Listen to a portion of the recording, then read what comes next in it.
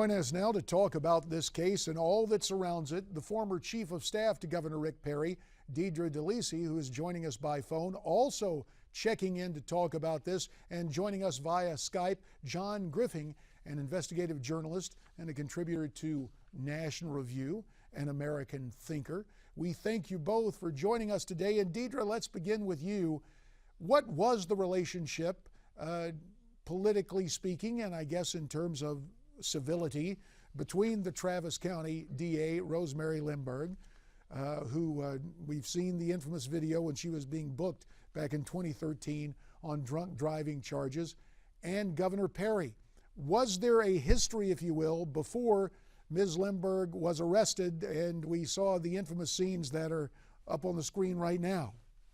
No, there really was no history between the two of them. In fact, I don't know if they'd actually ever met each other before. This whole situation was sparked by the fact that she made the terrible decision to get horribly drunk, get behind a car. She was arrested and embarrassed herself while in custody. Her actions, which has gone viral now, really show that this is a woman who probably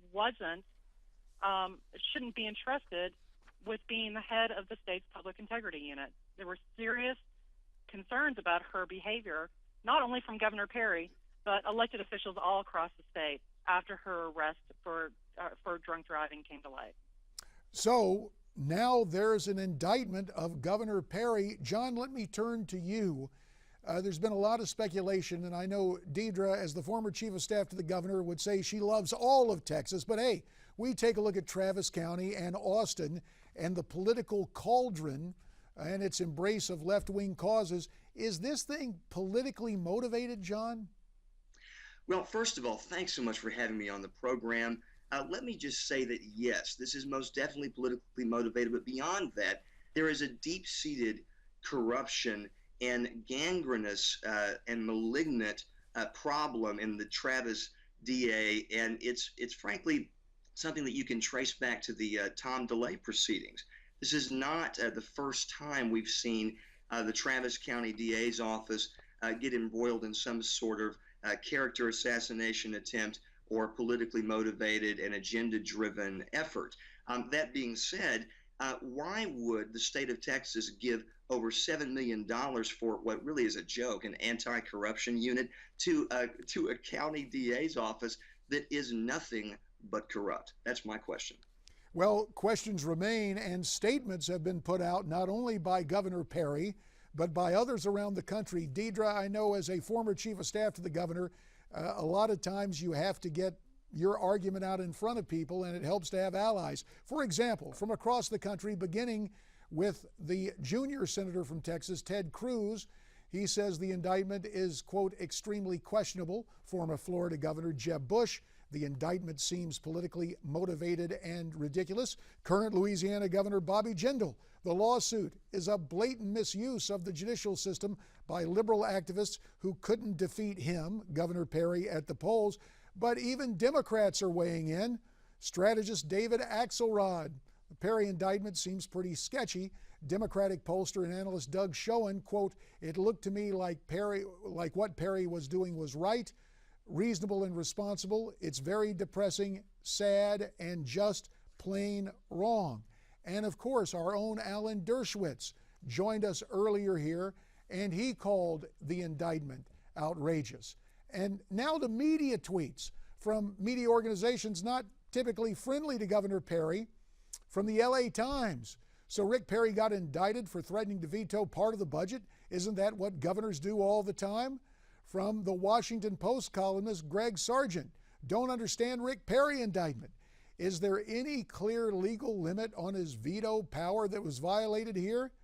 And then John Harwood of the New York Times, any reason to take Perry indictment seriously?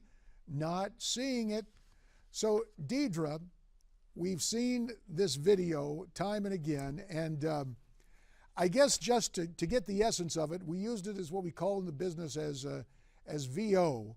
Let's listen again to the sound on the tape, the comments being made by the Travis County attorney as she was being booked into the slammer for her conduct and her inebriation. Take a listen.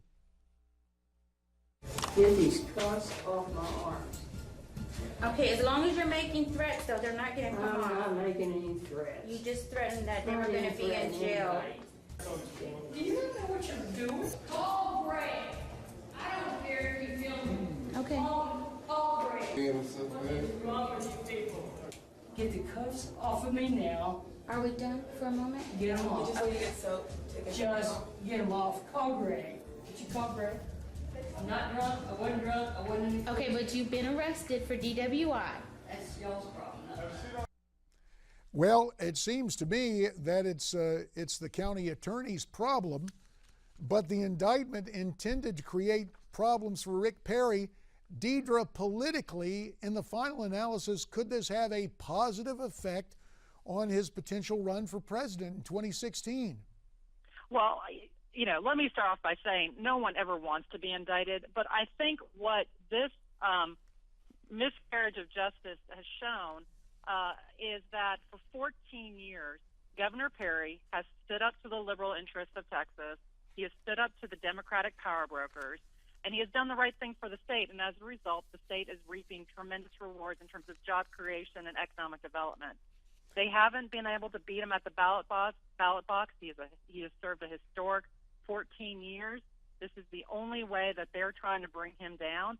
And the response in opposition to it from all corners has been not only universal but swift, which is unusual. And I think what it will show is that this is Governor Perry standing up for the right thing for the people of Texas, what the people of Texas want. And he has a history, a 14-year record of doing this. And I think at the end of the day, that's what people are going to be left with when they hear about this, what's going on in Texas right now. John, you get 30 seconds for the last word on this. Go ahead, sir. I'll just echo what Deirdre had said, that really Texas is the cornerstone of the United States. When the world looks at the United States right now, what's holding this entire ship of state together is Texas. And if we don't have a strong governor who pursues the free market, civil liberties like Governor Perry has, then Texas will fail, and that means America will fail. So I hope we survive this. Well, our thanks to you, John Griffing, and also to Dierdre Delisi, the former Perry Chief of Staff. Your thoughts on the Rick Perry indictment? Why don't you tweet me your comments at Newsmax TV, #America's Forum. And our program will continue after this.